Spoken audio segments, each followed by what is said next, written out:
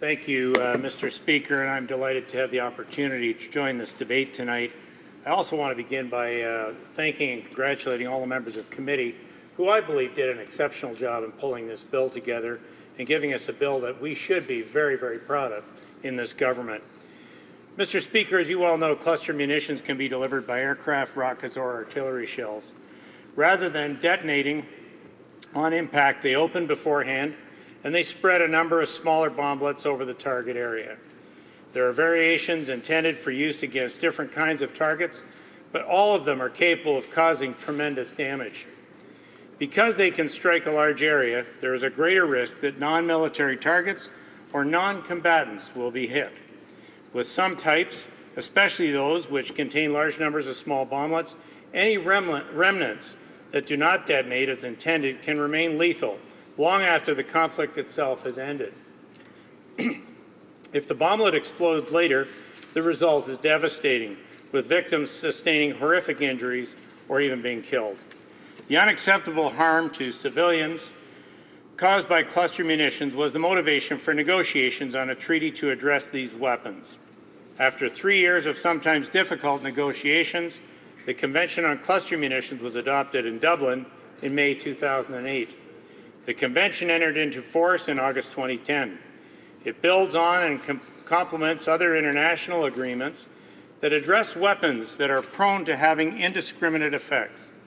The Convention prohibits countries that ratify it from using, acquiring, developing, retaining, and producing cluster munitions, weapons that continue to kill and maim innocent people long after wars have ended. It also prohibits them from assisting or encouraging anyone to engage in any of those activities. The Convention entered into force in August of 2010. Canada has already taken concrete steps to fulfill its future commitments under the Convention. Canada has never directly used cluster munitions, and even though we have not yet ratified the Convention, we have already committed not to do so in the future either. Canadian companies have never produced these munitions, and while Canada does not have an existing stockpile, the Department of National Defence has already removed cluster munitions from operational stocks, and they're in the process of being destroyed. Canada is also active in promoting the universalization and implementation of the Convention with international partners, and has voluntarily submitted annual transparency reports under the Convention. Canada has contributed more than $215 million since 2006 to mine action projects, which address the impacts of explosive remnants of war, including cluster munitions.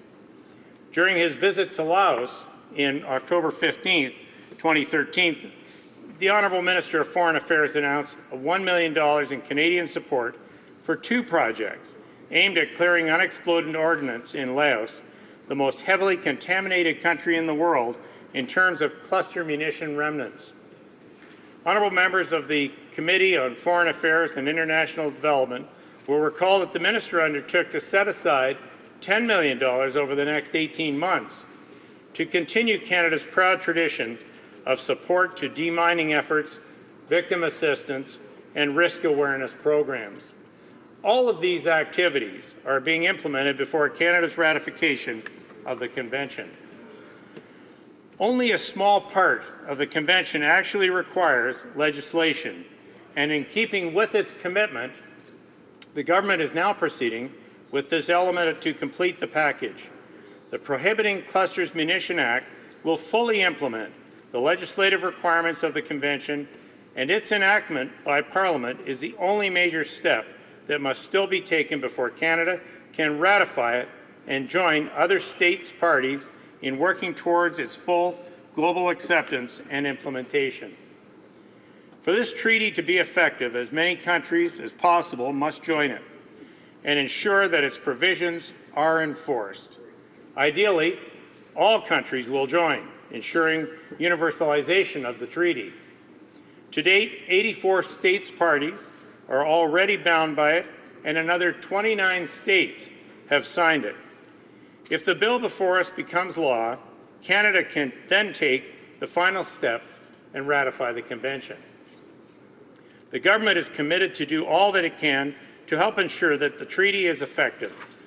To that end, the government will collaborate with our friends and allies like the UK and Australia, as well as other states parties, to promote the universality of the treaty by ensuring that as many countries as possible join it and adhere to its requirements. Bill C-6 only implements those parts of the Convention that require penal legislation in Canada. Other provisions are carried out by other means. The obligation to advocate in favor of the Convention's norms, for example, will be implemented through diplomatic channels, while programming is in place to provide assistance to states affected by cluster munitions. Let me turn now to those provisions that do require legislative implementation and that are included in Bill C-6, which is before you today. The Convention requires states parties to extend the prohibitions it imposes into domestic criminal law. The bill, when enacted, will prohibit the use, development, making, acquisition, possession, movement, import, and export of cluster munitions. The bill will also prohibit the stockpiling of cluster munitions in Canada, through the broader proposed offence of possession in Canada. This offence covers any form of possession, including stockpiling, and can be easily enforced and, if necessary, prosecuted in Canada's criminal justice system. Mr. Speaker, the bill will also prohibit anyone from aiding or abetting another person in the commission of a prohibited activity. This captures a number of potential cross-border scenarios where people or organizations subject to Canadian law engage in activities that are prohibited by the Convention, and also ensures that those who are subject to Canadian law can be prosecuted for the offences in Canada. While many countries could agree to an immediate ban on cluster munitions, each country has its own defense policy and security concerns, and it is clear that not all states are currently prepared to accept this. Some of the countries that prefer a different approach to the problem are our friends and allies. Other members of this House have suggested that Canada simply prohibit cluster munitions entirely and confront our allies with a choice between not having these munitions or not cooperating with Canada. The approach of the government, which is reflected in this bill, is more nuanced, and it is the approach which was ultimately agreed when the Convention itself was negotiated. Under this bill and the Convention itself, Canada will not have cluster munitions. We will not directly use cluster munitions. However, we will continue to cooperate with our allies in training and actual military operations. Some of these operations could well involve the use of these munitions by our allies, but Canada will not expressly request the use of cluster munitions if the choice of munitions used is within its exclusive control. The policy that we are agreeing to in our international obligations will be given the force of law for Canadians by this bill. No person in Canada may possess, make, or use a prohibited munition, and no person in Canada will be permitted to take any part in activities such as design or manufacture, even if it takes place in a country which does not ratify the Convention. On the other hand, no public servant or member of the Canadian Armed Forces will be subject to prosecution and punishment for participating in the kinds of Canadian cooperation with other countries that are specifically allowed by this treaty. This bill subjects anyone who engages in illicit activities with respect to cluster munitions to prosecution and punishment, and it ensures other countries that we will not use private companies to retain stockpiles or manufacturing capacity that we will be prohibited from having as a states party.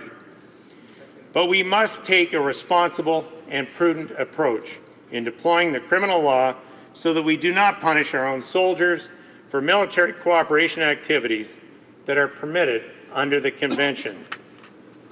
Mr. Speaker, the bill does not always use exactly the same language as the Convention.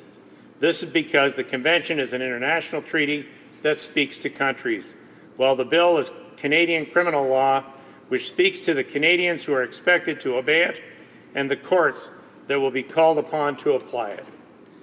One issue that has been raised is whether the bill should make it an offense for a person to invest in a company that makes cluster munitions. It would send the wrong signal to markets to criminalize investments as such. It is not required by the Convention, and it would be very difficult to enforce the practice. What the proposed legislation does, however, is to make it an offense to aid or abet another person or company in activities such as the making, development, or transfer of cluster munitions. This includes not only investment scenarios, but other forms of encouragement or assistance as well. If a person in Canada knowingly assists or encourages a company to commit a prohibited act, whether this is by investing capital resources or by providing technical or engineering expertise, then that person would be committing the offense even if the company aided or abetted is in another country where making the munitions is not a crime. This is an important balance to strike. If someone buys a company to make weapons offshore or specifically invests in order to fund illicit activities for a higher profit, it should be a crime, and it will be a crime. On the other hand, if a Canadian, without any knowledge or intention to aid or abet the production of cluster munitions, holds a few shares in a large company that makes munitions, it should not be a crime, and it will not be a crime. Mr. Speaker, the bill does not implement investment policy. It establishes criminal offenses that can be prosecuted and punished, and the use of established criminal law principles for aiding and abetting to draw the line between what is permitted and what is punishable will protect Canadians and ensure that the legislation complies with their charter rights. The legislation before the House is solidly in step with Canada's commitment to protecting civilians against the indiscriminate effects of explosive remnants of war. Canada's ratification of the Convention will give a strong signal of that commitment. I'm proud to support Bill C-6, which will enable us to ratify the Convention and begin, once and for all, to end the scourge of cluster munitions. I urge members of the House to join me in supporting this bill. There's work to be done under the Convention, and the sooner Canada can take its rightful place with other states' parties, the better. Thank you, Mr. Speaker. Good speech. Questions and comments? Questions or commentary? The Honourable Member for Burnaby Douglas. Speaker, I colleague's speech, although I can't support him in his conclusions on this bill. But I was wondering, I thought I heard early in his speech that he said Canada currently has cluster munitions, or perhaps we did have cluster munitions, and I'm just wondering if he could clarify that point for me. Thank you, Mr. Speaker. The Honourable Member for Don Valley West. Well, thank you, Mr. Speaker, and I thank my colleague opposite for the question. And yes, there are cluster munitions still on Canadian soil, and the Chief of Staff of Defence and others in the Defence Department have committed to full destruction of those munitions. And by this bill, we make very, very clear that Canada will not and does not condone the use of cluster munitions, and that any such product in Canadian repository will be destroyed. Thank you, Mr. Speaker. Questions and comments. The Honourable Member for Newmarket Aurora. Thank you, Mr. Speaker. We had a number of witnesses in front of the Foreign Affairs Committee talking about particularly the interoperability clause that is so necessary in this piece of legislation. Interestingly enough, we were talking about some of our closest allies who also have to have interoperability clauses in their legislation, and she noted particularly the list: Australia, the Czech Republic, Denmark, Finland, France, Germany, Italy, Netherlands, Sweden, Switzerland, and the United Kingdom. But I wonder if my colleague could talk about the importance of our work with our closest ally, the United States, and how often our military are actually embedded in operations that they're doing, and what Clause 11 does to protect our own Canadian military personnel. The honourable member for Don Valley West. Well, thank you, Mr. Speaker, and I thank my colleague for the question. Clearly, the Obama administration has not signed on to this convention, and so that in the case of the United States, yes, they still operate with cluster munitions. Interoperability gives us the ability to work with our allies in a way that is cooperative, both in training and in actual operations, military operations. And so it's critically important that our people, our Canadian Forces personnel, not be held liable when they unexpectedly or through no fault of their own are called to participate in an operation where they have no control over what our allies are carrying in ordnance on, say, aircraft, as an example. And in this case, with the United States, clearly our biggest ally, our biggest partner, we want to make sure that we continue our ability to work with them, and as such, we don't want to hold our forces accountable in a case such as that. Thank you. The honourable member for Winnipeg North. Mr. Speaker, you know, I think there was a time in which Canada had a very strong international reputation in terms of its efforts around the world.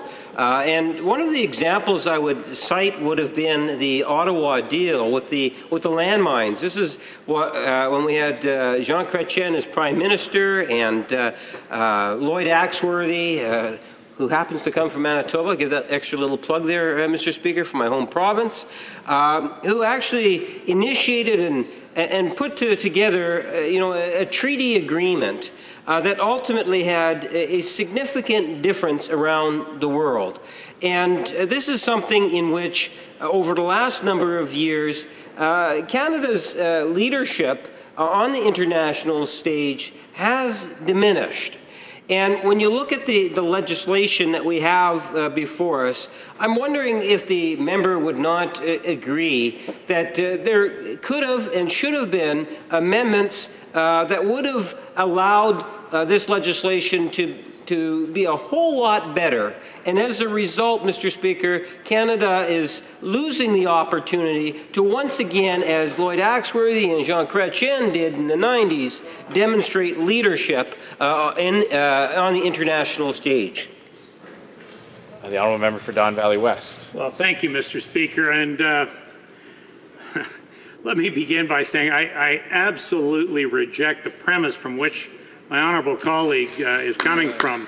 I am very proud of our Canadian forces. I'm very proud and biased of the operational effectiveness our Canadian forces have had overseas, and I just can't accept that we don't carry a leadership role in these types of engagements. In fact, Mr. Speaker, I listened intently yesterday as the Minister of Foreign Affairs spoke to this very issue, and let me bring this back to the topic at hand, as opposed to relating to something that is just totally unacceptable from my honourable member's perspective. The Minister of Foreign Affairs said yesterday, Mr. Speaker, and I quote him, "Our legislation fully implements Canada's commitment to the Convention, and it is in line with our key allies, including Australia and the United Kingdom. We regret that President Obama does not support the Convention, and the United States will not join. We are, however, coming forward with legislation that is fully aligned with the Convention. We have gone so far as to say Canada has never used cluster munitions, ever. We will completely destroy the entire stockpile that exists. I think we are taking a leadership role on this, Mr. Speaker, and I stand firmly behind that." Questions and comments. L'honorable député de Beauport-les-Milieux. Oui, merci beaucoup, Monsieur le Président. Je remercie mon collègue de Don Valley West pour son discours, bien que je ne sois pas d'accord avec les positions qu'il a établies. C'est une surprise, sans doute.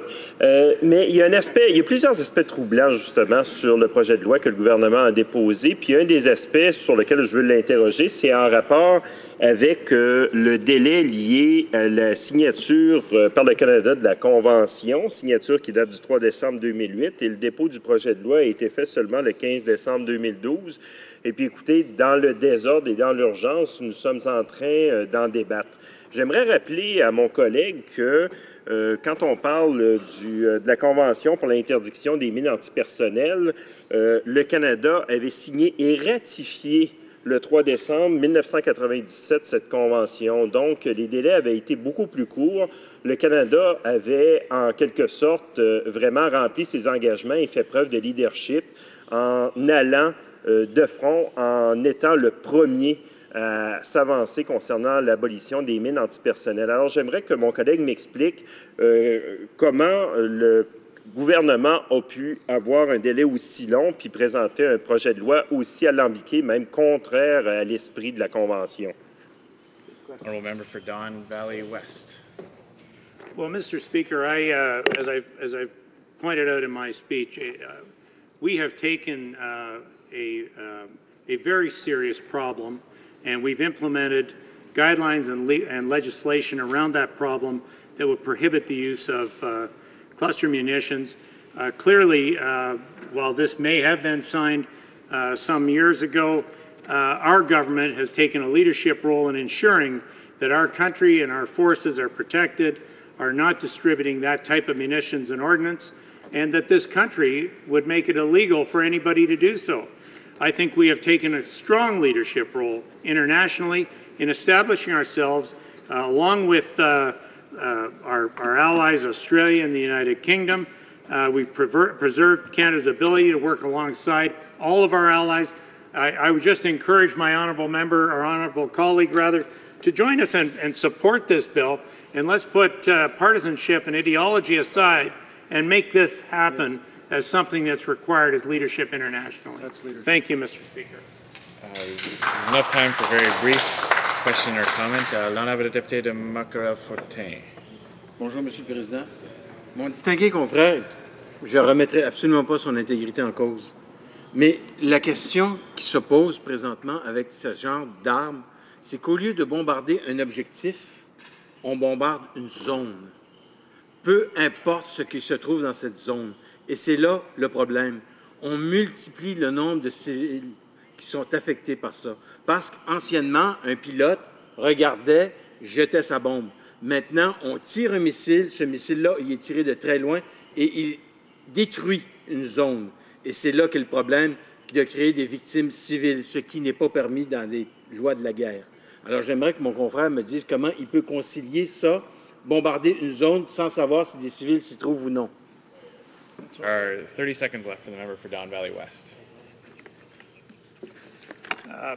I clearly don't. That's why I'm standing up in support of a bill that would prohibit cluster munitions. Mr. Speaker, clearly we stand against the use of these devastating and horrific ordinances. I'm a grandparent. I've got young children who are out in the street playing with toys and things, and the way that it was described, in fact, by one of the members opposite, as dispersing toy-like elements around that explode in the faces of children, it's a horrific situation, and it's something that you need to join me in stopping by supporting this bill.